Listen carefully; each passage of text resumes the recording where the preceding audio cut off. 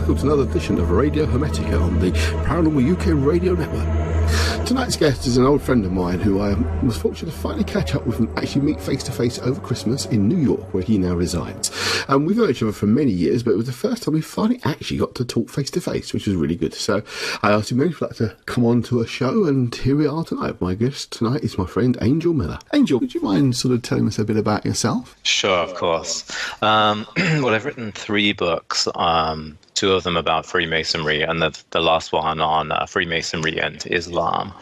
So that's primarily what people know me for. I also write pretty regularly for a website called Phalanx, PHALX.com, and it's mostly me writing there, but I tend to write on subjects related to the esotericism, a lot about self-improvement, and some things like masculinity and spirituality, and things that tend not to get much of a look in elsewhere. So that would sum it up. Okay. Briefly. So how did you kind of get interested in just the esoteric generally, first of all? How did that really come about for you? Yeah, well, that's something I've been interested in for a long, long time, and I was in my teens when I first started becoming interested in it. I bought my first book on, let's say, occultism or quote-unquote magic and meditation when I was 15 years old. And it was basically on how to meditate and do astral projection in regard to the 4 elements. And to be quite honest with you, I didn't understand a word of it. But I was only 15, so it was pretty for that age. It's pretty heavy. And I actually had forgotten until relatively recently, actually, that I did go through a phase when I was about 12 or 13 when I was sort of interested in UFOs. But so that may have been a precursor to it in a way. And, I became, I guess at that time, I became aware of Jung's theory of UFOs related to the archetypes. But again, I was too young to understand it. But and then when I was around 17 years old, I sort of I got 1 or 2 books on esotericism or, pagan religion and stuff like that between the age of 15 and 17. But when I was 17, I came across let's say a sort of New Age / occult bookstore, which was about 4 miles from where I lived, and I lived in southeast London at the time, now in the US. But so at that point, I had access to a lot of books on the occult, and that sort of so I was able to sort of read on everything from Aleister Crowley, who, for those who don't know, is a fairly notorious Edwardian occultist or a magician who founded his own religion. It was a pretty colorful character. So I was able to read a lot of Crow, and I would say, he's one of the more intelligent and interesting and cultured writers in the occult world, even today. And so it's not fluff that you're reading. And so, I was able to read Crowley, and I read a lot of Mircea Eliade, especially his book on shamanism, and, some books that probably weren't very scholarly, and other books that actually were quite scholarly. So so I was introduced to, in a way, a whole new world and a whole new way of thinking about things, and it sort of fired my imagination. And actually, around that time, I'd always been doing art, but I didn't really know what actually to depict. And around that time, so I started, drawing lots of sort of esoteric themed artwork, and that's all been lost. But over the years, I have done actually some esoteric and Masonic paintings, and they've been shown in museums and things like that. So, excellent. Yeah. So how did you get into the Freemason side of the esoteric? I know obviously there's the exoteric Freemasonry, which you'll kind of know of, but there is obviously, as we know also, that there is another side to it, if you like, a kind of a deeper side, which people find fascinating. Not sorts of strange, ridiculous stories get told about it, but certainly, I mean, as we both know, things like the Golden Dawn, they came out of Freemasonry. It was the strong links there. So how did you get into that sort of area? Yeah, well, you being in England will know all the cliches, of course. And when I was a small kid, I do remember there was some mention of the Freemasons on TV, and my father told me, "Oh yes, it's a society for powerful businessmen and politicians, and they roll their trouser leg up." And I thought, "Oh my goodness, this just sounds so boring." And then when I was around 18, somebody told me the Freemasons practice magic or ceremonial magic. And I thought, well, that sounds much more interesting. And it just so happened that, I was probably a little bit skeptical, but it just so happened that probably a few months later on, I managed to get hold of a couple of Masonic rituals, at least one of which I bought from a used bookstore in Greenwich Market, and that was the Rose Choir degree. And as the name may suggest to some of your listeners, the Rose Choir it's partly based on Catholicism, but it's also based on Rosicrucianism and Hermeticism and alchemy. And there's the symbolism is obviously Rosicrucian. There's a rose cross in it and a pelican, which is also shows up in alchemy. Although it has Christian connotations as well, related to Jesus and so on. So although I didn't think that it was ceremonial magic per se, I thought it was actually something a little bit different. But I did think that it was clearly influenced by alchemy, Hermeticism, and streams of thought that were associated with quote unquote ceremonial magic. And then later on I got hold of the Royal Arch degree, and again I found that pretty fascinating. Not exactly ceremonial magic, but something it was clearly spiritual and all about in a way about self-transformation, but within these sort of traditions of Western thought that go back hundreds, if not thousands of years, which is not to say the Freemasonry goes back that far, but they, clearly incorporated some of those elements in it. So the cliche, of course, is that they're a club for politicians and businessmen, and they're not, I'm not saying that businessmen never join, of course they do, but that is not the focus of a Masonic lodge. It's just not. And then the focus of a Masonic lodge is really, the rituals, which are rituals of initiation, which were developed out of far more basic or primitive initiation rituals that were practiced by the Stonemasons Guild of Great Britain, before the 18th century. And then during the first quarter of the 18th century, they were elaborated upon, and there's a whole sort of a drama enacted, and there's lots of symbols and so on and so forth. But most of the symbols are taking building tools and aspects of geometry and then turning them into symbols. So, for example, the 24-inch gauge, which is essentially a kind of ruler, which is 24 inches long. Although a stonemason would be using it to measure, it's in Freemasonry, that's a symbol or an emblem of dividing the day up into three parts, and in one part is supposed to be for your work, and then another part is for rest, and then another part is for devotion to God or to helping a distressed brother and so on. So no free time then.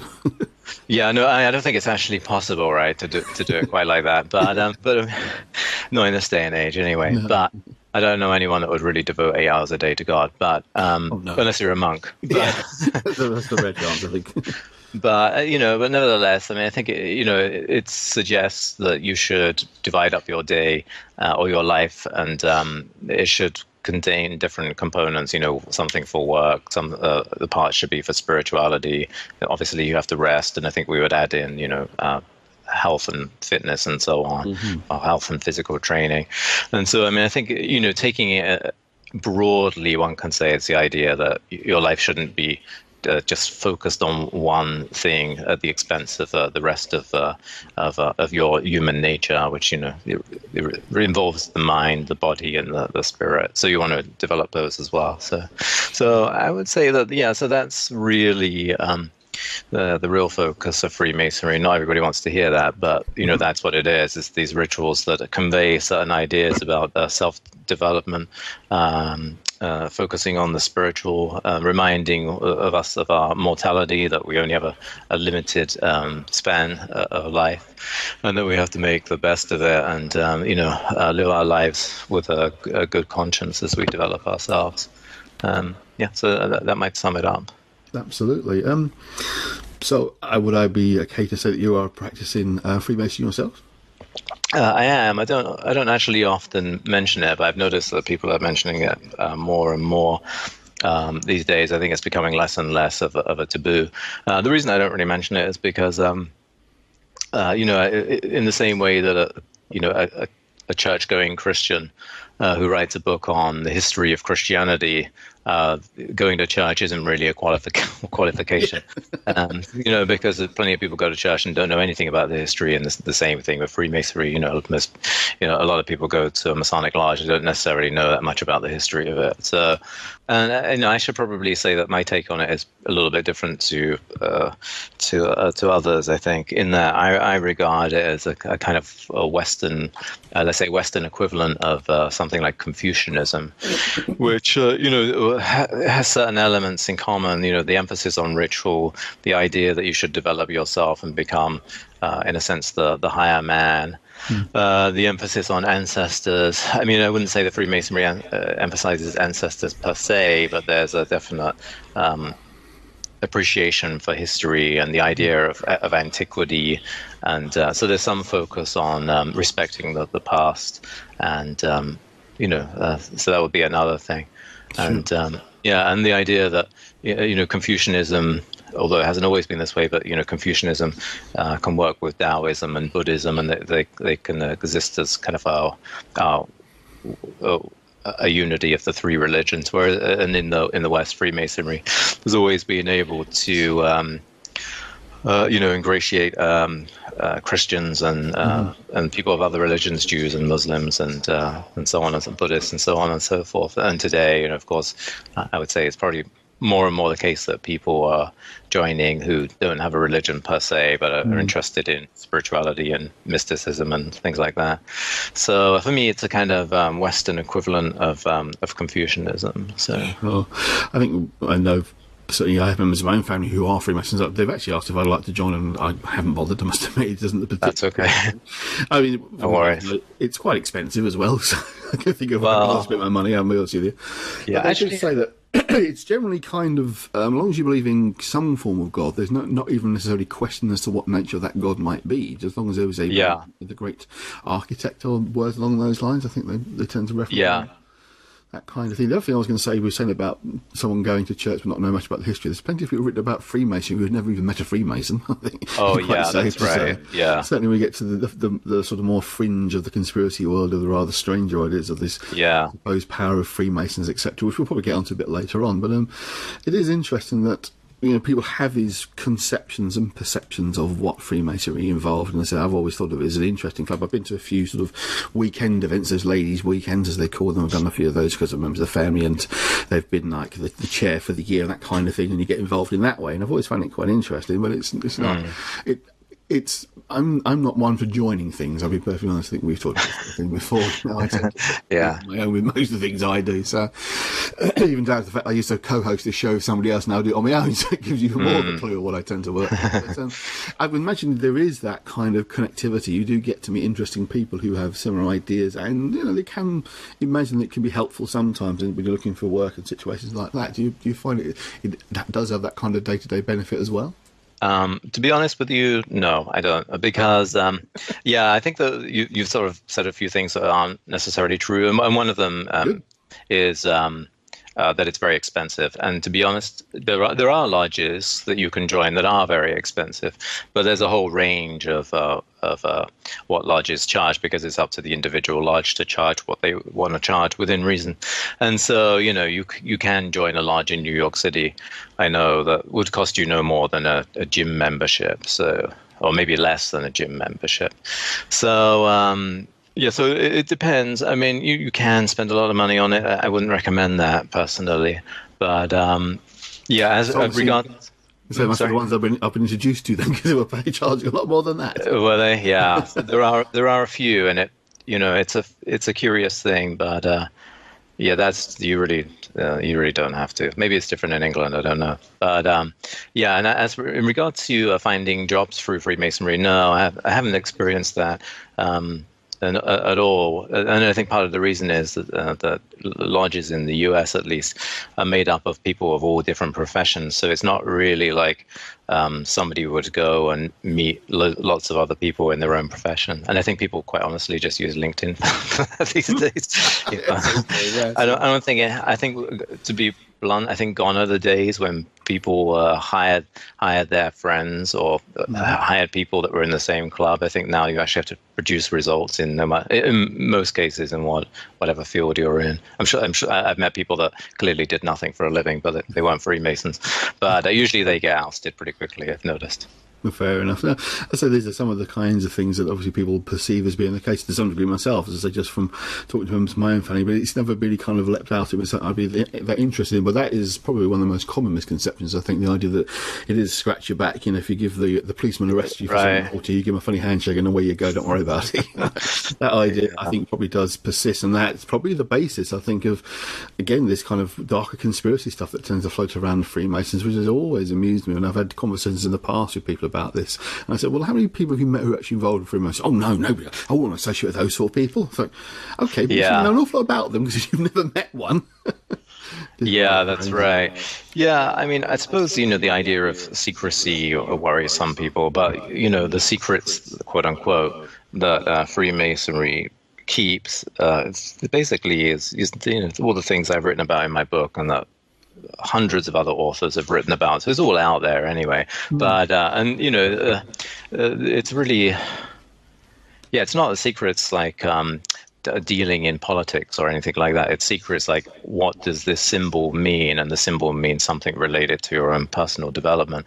And the point of secrecy, in my opinion, or let's say in my experience, it was twofold, really. And one of them is, and I can say this from experience, that if you read through a ritual and you know it, and then you go through it, it's completely a boring experience.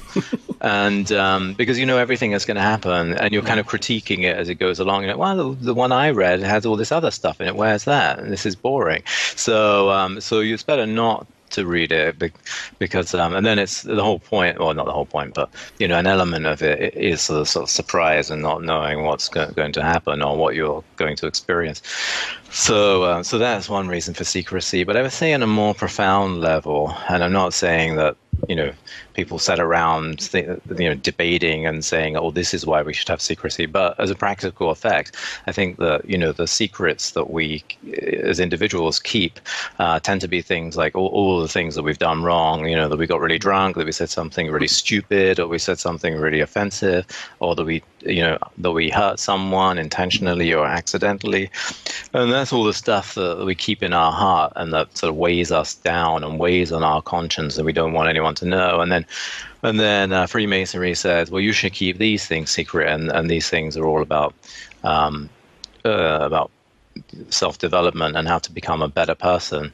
And so in a way, it kind of pushes out this other sort of very negative stuff, and then suddenly what you're keeping secret is the things that you would actually be, they're actually kind of proud of, and that you feel make you a better person. And so because of that, you're sort of pushing out all this negativity and keeping something that's actually a lot more positive in your heart, because you feel like, oh, I shouldn't really say this stuff, not from any conspiratorial type of thinking, but just you keep it to yourself. And and so instead of walking around with all this like, oh, I did all these things wrong, which we're humans, we all do things wrong, but now you have something positive in your keeping to yourself, and I think that in itself ends up making you a bit of a different person as well. Sure. You mentioned earlier on, of course, that you have written 3 books. I thought perhaps we could talk about those a bit as well, as obviously they all 3 link in with what we're talking about now. I was just visiting a rather wonderful website, which obviously I will include the link to at the end of the show, so people can come and find your website. Just talking about the first one was the Freemason history. It looks quite fascinating. What was the research like putting this book together? How did you come across the material you're working with? Yeah, well, it was... Yeah, it was a kind of curious thing. I was actually planning to write a book on Freemasonry and German philosophy, which I think is probably a good thing I didn't get published. It would have been incredibly dense and tedious and read by 10 people probably. I'd But be one of them, definitely. No. okay, that's good to know. But so I have been doing some research on Freemasonry for quite a while. And but then it was around the time of the sort of Dan Brown, hype and hysteria, and a few books on Freemasonry were coming out and came out later on as well. And I was approached by an English publisher to write a standard history of Freemasonry, let's say. And I decided it was too good of an opportunity to turn down. And I've been doing some research, as I say, but it wasn't necessarily right for a book on a standard history of Freemasonry. So I had to do an awful lot of research, and there wasn't much time. I think I wrote it in about 8 months, and it's 75,000 words. So it was pretty quick. But yeah, but luckily, I did have access to a Masonic library, which had, I think, 60,000 volumes in it. I didn't read all of them, of course, but I was able to read a lot of obscure Masonic publications and books going back, 200-300 years.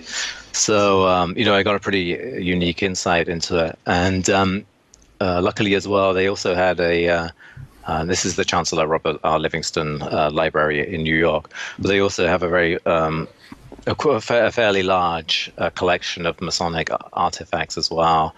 And so I was able to research through the artifacts and actually take about 150 photographs from their collection of everything from plates that were printed with Masonic symbols and cutlery all the way through to woven and embroidered regalia and some woodwork that had Masonic symbols in it, and all kinds of things really. So that was kind of eye-opening as well. Yeah. It sounds interesting to have the access to that kind of information. It's almost you have too much information available to you to know how you sort of tear that down. I mean, as a fellow writer myself, I can recognise that problem sometimes. Yeah. Too much to work with. How the hell am I going to condense this down to a single book that you're working on? But that came out, from what I'm reading, in 2005. So that's right. Good. Your next book I was particularly finding quite interesting as well is the connections with Western esoteric tradition. So tell me more about that, because obviously you're delving a little deeper now into some of the kind of interesting background of the esoteric which the show's about. So it was really a kind of follow-on book from my first one. And in a way, if I had had more time and more space, then it probably could have been included in it. But basically it looks, one of the chapters looks at the Masonic ritual. Another one looks at the quote-unquote Masonic table lodge, which is where, the original table lodge, if you can say, was the Masonic initiation ritual was performed, and then a dinner was eaten, and sometimes it was performed around this dinner banquet table as well. So eating and drinking was a big part of it on occasion early on. And then I look at other elements such as the Golden Dawn in relation to Freemasonry, and also in relation to an organization called the Golden Rosicrucians, which existed in Germany during the 18th century, and it only accepted Freemasons as members, and the Freemason had to have taken the fourth degree, which was called the Scottish Master degree, at that time.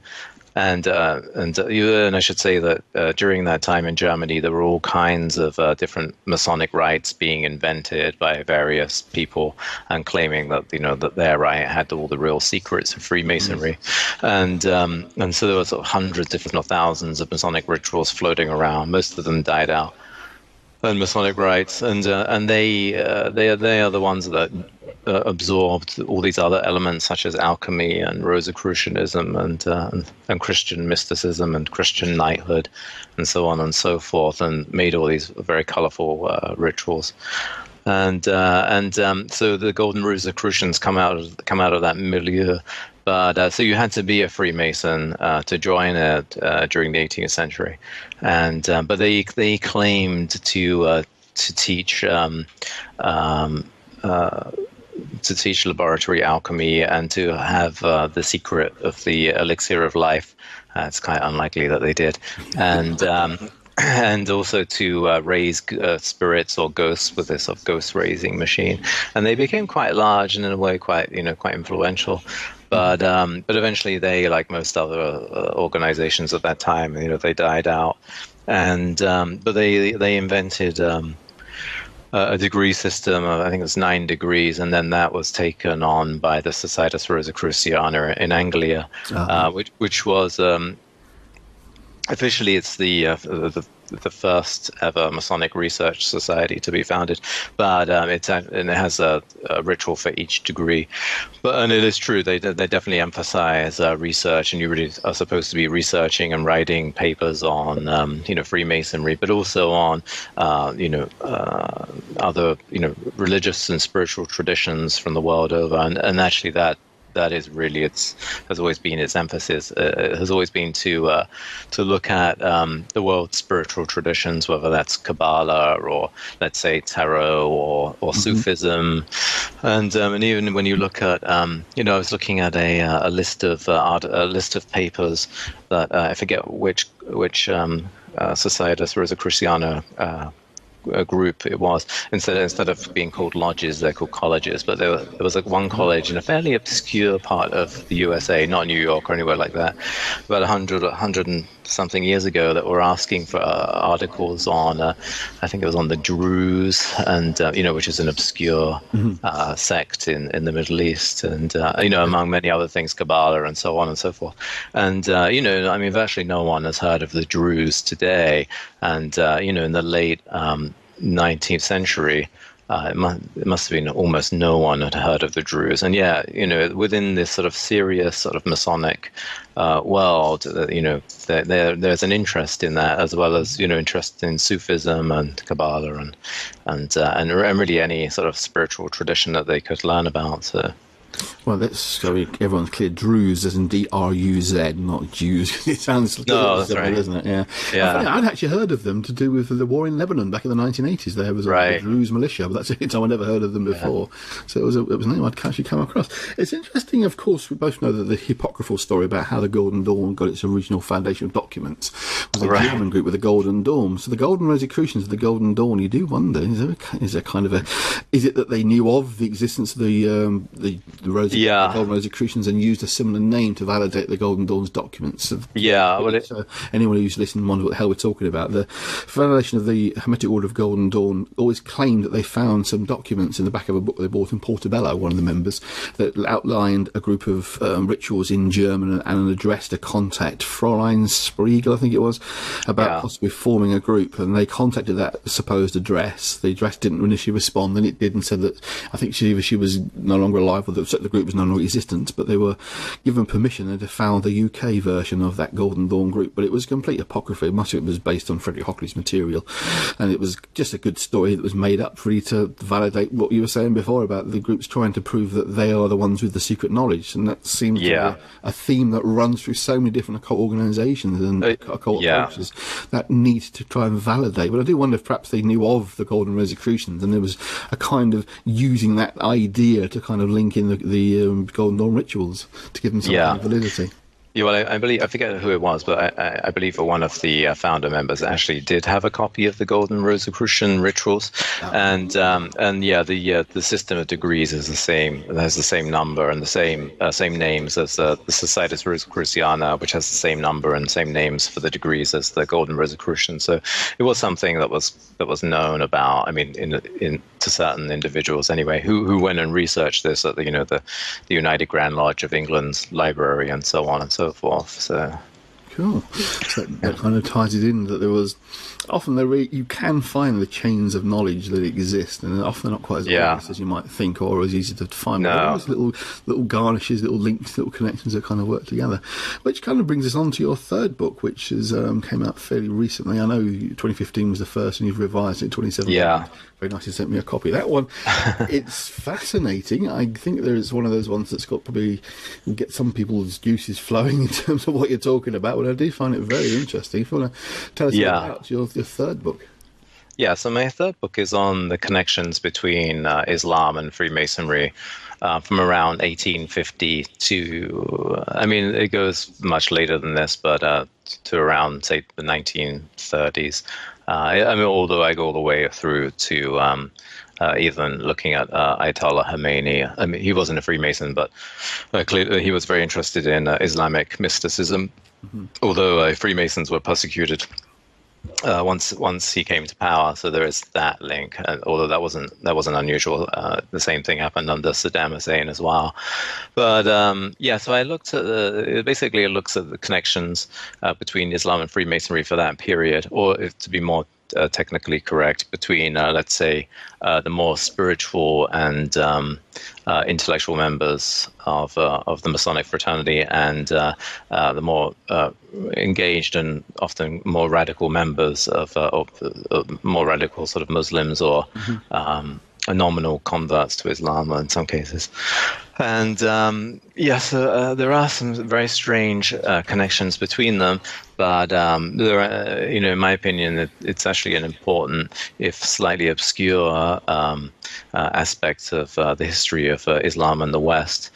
So in England, for example, one of the first converts to Islam was Henry William Quilliam, and he became Sheikh al-Islam for Great Britain, and was funded to some degree by the Ottoman Empire. And but at the same time, he was also a Freemason, and people who have that sort of old boy network idea of Freemasonry might say, that's exactly why he was a Freemason. But actually, if you look at what he was involved in, it's exactly not what you would be involved in if that was your interest in Freemasonry.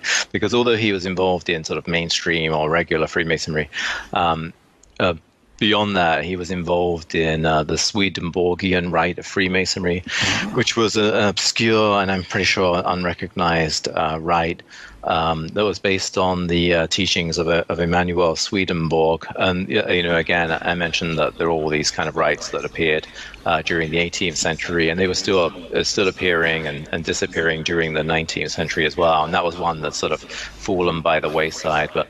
So he was involved in that, and most of the individuals that were involved in that tended to be people that would go on and join the Golden Dawn, or that were involved in these sort of esoteric and more occult type societies. So it definitely wouldn't be the kind of society you would join to make business connections. It was incredibly sort of esoteric, and. He also founded his own sort of Masonic-like and clearly Masonic-inspired society called the Ancient Order of Zuzimites, and those rituals are clearly structured in the same way as the Masonic rituals, but the mythology is all based on a kind of secularized version of ancient pharaonic Egyptian mythology.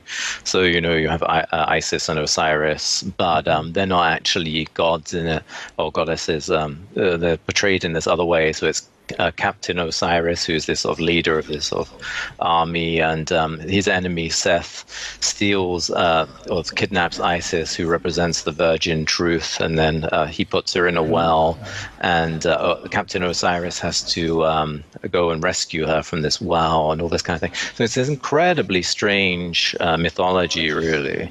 But this was something that he was involved in, while at the same time being probably the most prominent figure speaking in favor of Islam in the media and working to further the interests of Muslims in the British Empire, and really engaged in sort of pro-Muslim activism.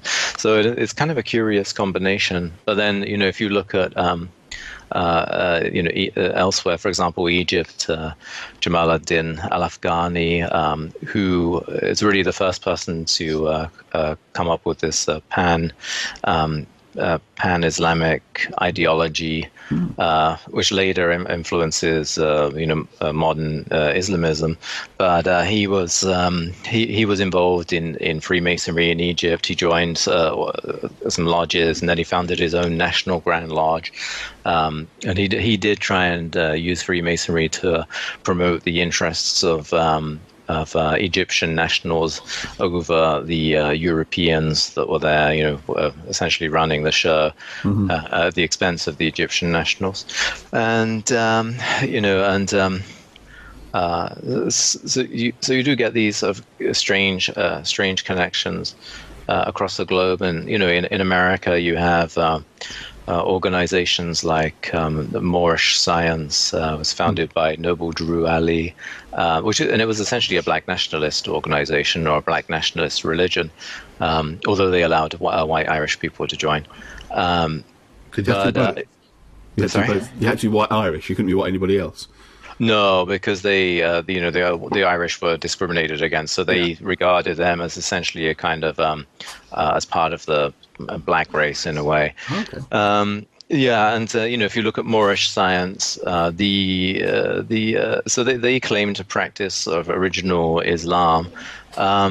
But if you look at the actual trappings in terms of regalia, it definitely looks very Masonic. They wear affairs, which is very reminiscent of the Shriners, which is a group you can join if you're a Freemason, which itself adopted some sort of Islamic mythology for its ritual.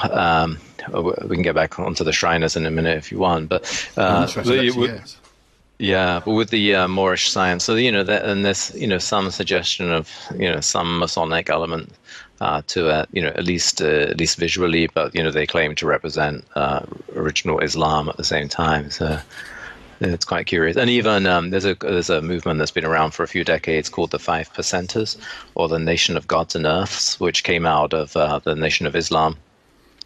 And then I believe this is true of the Nation of Islam as well, but they call Freemasons Muslim sons, and it's partly because of the influence of the Shriners. And so to get back to them, the Shriners were created sort of late in the 19th century, and Freemasonry has always sort of adopted elements of the culture that was sort of religious, but en vogue, and exotic, and so they adopted elements of Arabic, maybe not symbolism, but aesthetics, and there's some references to Islam in their ritual, and today they're regarded as this sort of fun-loving, sort of charitable organization. They still have their ritual, but it's generally seen as a club to join for a good time and to have fun and to raise money for charity, and all of that may be true, although I've never joined and I have no interest in joining. But early on, it's certainly true to say that some of the members did regard it as as coming from Sufism and as being a Western interpretation of Sufism, and they did seem to have taken it quite seriously on some level, although maybe not all of the members did that. But the Shriners had. We're definitely one of the bigger Masonic, or one of the bigger societies that Freemasons could join. It's not technically Masonic, and it also had quite an influence in the African American community as well. So I always seem to have this image in my mind of them driving around in mini cars. I don't know. That's right. Yeah, no, you're correct. Oh, Lord. If you look up Shriners and do an image search, you'll certainly see lots of elderly men wearing red fezzes and driving little mini cars in parades, and that's something that they're pretty well known for. So it's not really my thing. No, I understand. No, you well. I can't imagine you sitting in one of those cars. One of something that you've mentioned a few times, which I think perhaps all it's like a bit more about, is the kind of the mystical side of Islam, which is the Sufism. Yeah. Can you say a bit more about that? Yeah. Well, actually, Sufism isn't the only form of mystical Islam. But so there are other sides. I mean, Khomeini was definitely interested in Sufism to some degree, but he was interested in what's often called Islamic Gnosticism as well. So Yeah, so there are other philosophers that probably wouldn't be technically Sufis, but yeah, so Sufism essentially, um, well, it looks like it was influenced by Shia Islam. So where Shia Islam was pushed out historically, you tend to get a rise in Sufism, and yeah, so yeah, it's in a way, it is an attempt to recast Islam as a purely spiritual and esoteric and Gnostic phenomenon, although traditionally Sufism have always upheld the Sharia as well. So it wasn't some sort of entirely bohemian schism or anything like that. Yeah. But they have this idea of sort of meditating on the on various figures such as Adam, and eventually all the way back to and the saints and their own teachers, and eventually going through all of these figures as kind of stages of spiritual development, and then finally to get back to Muhammad as a kind of archetype, as it were. Yeah, so that's one aspect of Sufism. And that would form. So that kind of is part of the Islamic esotericism. Is there anything more different you want to mention as well that comes under the banner of Islamic esotericism? Yeah. I guess most people have heard of Sufism, but there is this sort of more Platonic influenced Islamic Gnosticism, as it were, which, like the Kabbalah. So for those who don't know, the Kabbalah was originally a sort of a Jewish mystical system that was influenced by Platonism and ancient Greek philosophical thought. And the Kabbalah has this idea of emanations, and typically today, although it's not always been this case, but typically today it has a structure. The Kabbalistic philosophy has a kind of structure which looks like a tree, and so at the top there's Keter, which is the Godhead, as it were, and then right at the bottom there's Malkut, which is the material world, and the idea is to sort of progress through these different, in a way, through different worlds or states of consciousness to reach the highest one. And there's also an idea of elevating the material world up to the level of Dhat or knowledge and so on and so forth. So this is a slight messianic element, perhaps. But and I have to say that Kabbalah is not a huge interest of mine, but I know that much and a bit more. But in Islamic, let's say, Neoplatonic and Gnostic thought, there's also, you have this same idea of emanations, and it starts off with God as this unknowable thing of which contains all qualities in itself, and then these other emanations come out of it, and they're responsible for you have different angels or types of angels with each different emanation, and then at the bottom you have the material world again. And so essentially as a manifestations of different consciousnesses. And although this is quite obscure, and I don't think it's of huge interest to very many Muslims today, it's probably a very specialist niche even today. It does seem that it had some influence on the Nation of Islam, actually, which has in a way a kind of similar mythology. If I recall correctly, there's the emergence of black consciousness, and then from that there are this sort of council of wise scientists, and that it's a little bit similar to this sort of Neoplatonic idea of emanations, and then you get this consciousness has come out of it. There seems to be some kind of relationship to that.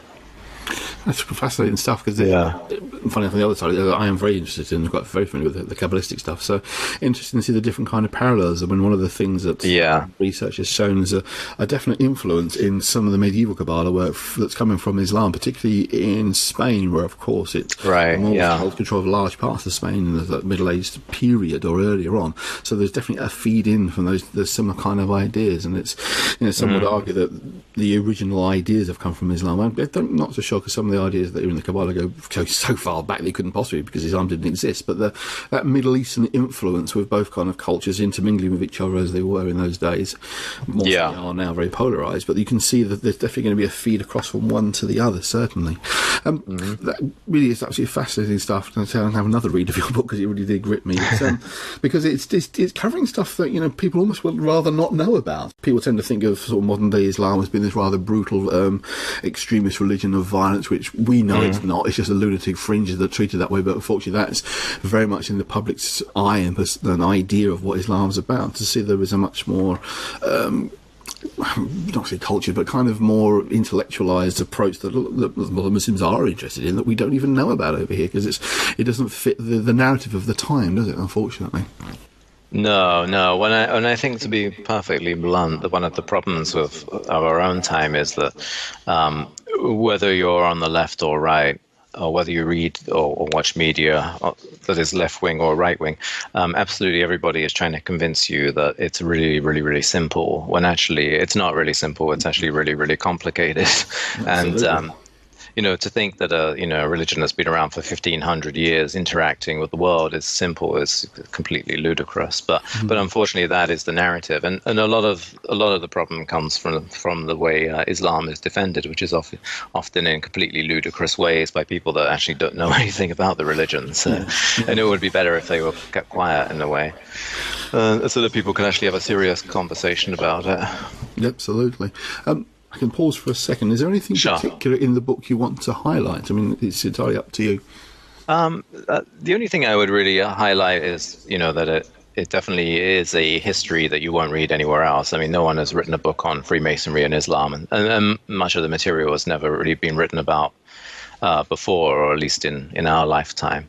And it pulls together a lot of different things, and everything from the ancient order of Zuzites to Prince Charles and his take on Islam, and actually the influence of an esotericist called René Guénon on the thought of Prince Charles. And hold on a second. Yeah, one of the characters that you talk about, we'll talk about him actually. I think it's interesting. Actually, one of the people you talk about is René Guénon. I don't know a vast amount about him. He's a name I've come across a number of times. Yeah, I've done a lot of research. It's someone who you talked about quite a bit in the book. Do you want to tell us a bit more about him? Yeah, well, he was basically a French esotericist of the early 20th century.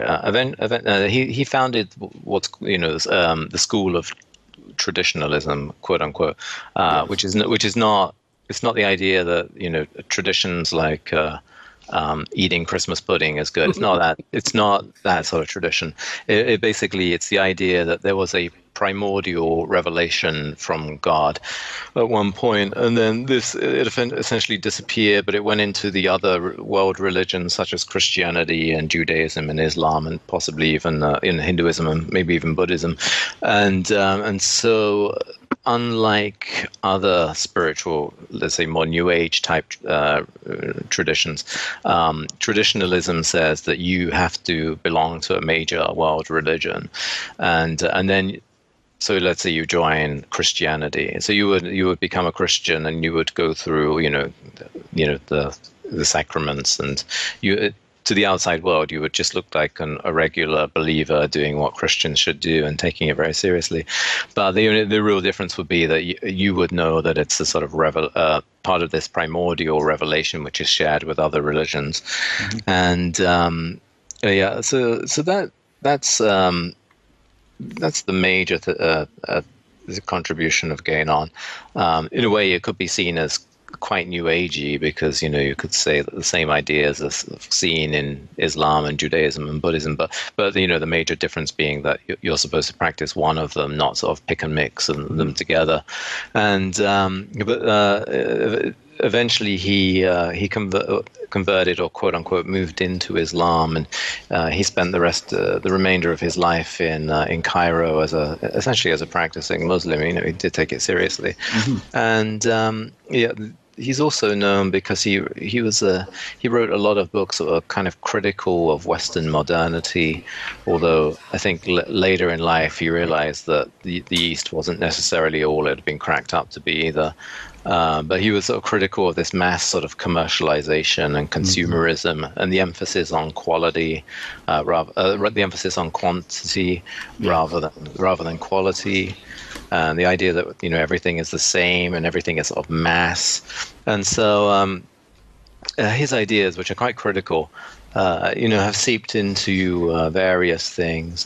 They were translated in Iran and various other countries over the last few decades, and have had some influence on modern Islamic intellectual thought. And many of the early scholars of Islam in Britain, for example, were traditionalists and followers of Guénon. Prince Charles is certainly influenced by Guénon. He actually mentions him by name at one traditionalist conference that he opened via video link some years ago, and but Guénon has also been an influence on let's say the right wing end of the spectrum of politics, or mostly at the sort of more obscure end, and the definitely to the right of the right. Although it should be said that I don't know that Guénon would really approve of the way his works are used or cited. And I mean, he himself had no sort of racialism as an idea or anything like that, where it tends to show up today. So I don't know that Guénon is properly represented in those circles, but definitely his sort of anti-Western, anti-egalitarian, anti-emphasis on quantity aspects all turn up there. And more recently, I don't know if you know, but Steve Bannon, who was the advisor, to the then presidential hopeful Donald Trump. I don't know if he mentioned it in an interview. I believe he did, but it came out that he was influenced by Guénon and one of Guénon's more controversial disciples, Julius Evola. But again, they're so complicated. You can't think that he was influenced by absolutely everything they wrote. So it would be ludicrous to suggest that he sort of took these things wholesale. That's clearly not the case. But that was a controversy that could be whipped up over here in the media. Yeah. It was one of those names, although it's certainly someone I know of and have read some of his material. I have strong misgivings about some of the things he said, but I also get some of the other points he's made. And funny enough, I have two friends who both run bookshops. They've had inquiries galore about the second-hand books by Julius Evola when that hit the news. So people did kind of look into it. So it was certainly a different approach. But unfortunately now it's totally linked in with the idea of the alt-right, that rather messy political ideology, if you can even call it that much, that's kind of floated around, not so much so far this year, but certainly last year. I know that the name has come into the public eye for a period of time, and not for the best reasons either, unfortunately. But yeah. Well, and as you all know, that Guénon is extremely broad in his thought, and he did work for the Nazis for a period, researching secret societies, whatever that means. Which obviously would be condemned. But he also wrote books on Buddhism and mountain climbing and Tantra and alchemy and so on. So most of his thought, or at least a very large section of his writing, is you can buy in New Age bookstores, and you wouldn't know about any of his let's say associations during World War II by reading his books on Buddhism or anything. So it's it would be possible to be influenced by Evola in all sorts of ways, which might be incompatible. So sure, I mean, it's one of those things we both know from the interest that brought us together as friends in the first place. Of course, the Armand and Runes, that how people use someone else's ideas later on, you can't hold the original author responsible for that. I mean, it's a common misconception, as we've both talked about before. The Armand and Runes were used by the Nazis. Of course, they weren't. They used the classic Elder Futhark, but people tend to still link von List and Armandism to the far right in Germany in the 30s, even though it's a misnomer. But as you say, you can't take, just because people later on use that information for their own uses and turn in their own directions, that you can then necessarily condemn the original. I mean, someone was saying recently, actually, we know that Hitler loved Wagner. Do we ban all Wagner operas now because of the Nazis? He gets that silly sometimes. People will take one element, the little bit that perhaps the media has fed them, and think, oh, that's the whole story. It's all there. Evola is the angel of the alt-right. It's like, well, not at all. Some of his ideas go even further than they would. Other ideas wouldn't fit in their world at all. So it is odd the way these things people will use this information to further their own causes, as if it actually validates what they're saying, when if you look closer it often doesn't. So yeah, that's right. Yeah, well, things are complicated, so to say the least. And that is often the problem in modern media, isn't it? It tends to be very short, small sound bites of a few lines should encompass the entire discussion, and that's everything covered in a few seconds, which is not the case at all. But in our modern society and modern media, unfortunately, that tends to be the case, doesn't it? Yeah, and actually I have noticed that whenever an article has been written about Bannon mentioning Evola, they all say the same thing, and they've all just simply gone onto Amazon and quoted the back of one of his books, or cited the back of one of his books. None of the quote-unquote journalists have actually done any research on Evola or have actually read anything by Evola other than the blurb on the back of a book. And to me, that it doesn't matter if you like or dislike Evola, but if you're a journalist, maybe you should know what you're talking about. It's exactly very much the case. Well, we're almost out of time, actually. I think we've got about the full hour's coming to an end. So is there anything else you particularly like to mention? But obviously I want to quickly get in your website's address. And actually, saying that, tell me a bit more about Phalanx. You've briefly mentioned it earlier. You've had you've done most of the writing yourself. I think I may have written an article for it some time ago. But yeah, you did at one point. I'm such a slow writer. I never got the one done. That was it. That's okay. About Phalanx, the website. Yeah, so essentially, there was a few people writing for it originally, and but I have one or two people writing occasionally for it. But it tends to focus on, let's say, how we can be an independent person in modernity.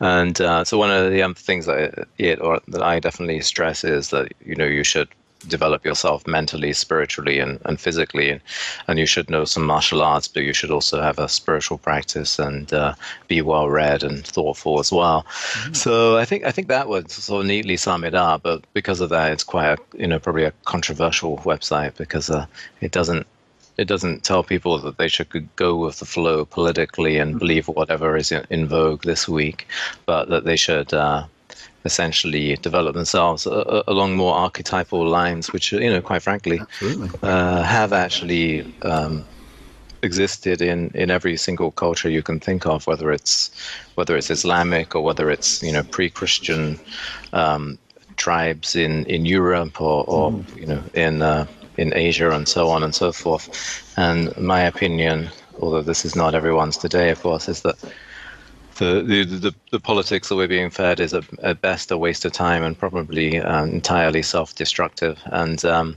it's leading most people to a kind of insanity. And what we need to do is to develop ourselves in this more archetypal way, and a part of that, which is never emphasized, is training the body as well, and being having some physical strength, especially for a guy, but also for women, and knowing how to defend yourself. For me, that's just absolutely essential. And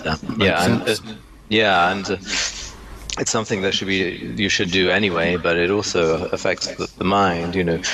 People who can't defend themselves tend to want more and more police everywhere and this kind of thing. And I'm not against the police, but I don't want to live in a world where there are police on every single block, or spies for the government, as this sort of thing. So that would sum up Phalanx, I would say. But and people can also check out my website, which is just my name, angelmillar.com.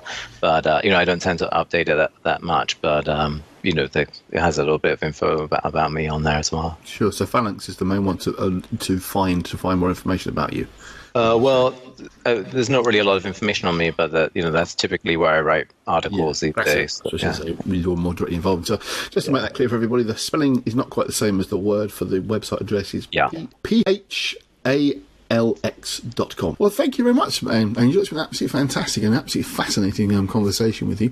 I know that you've got some future projects lined up, which we're not going to say too much about at the moment, but I would like to certainly get you back on a little bit later on in the year to discuss what other things you've been working on. But it's been actually wonderful talking to you. I'm just going to say that this is Radio Hermetica, and I hope you've enjoyed tonight's show. Next month I shall have a new guest and a new topic. At the moment I haven't a clue what that's going to be, so tune in next month to find out. But that's it for now. So thank you very much, Angel, and I'll say goodbye.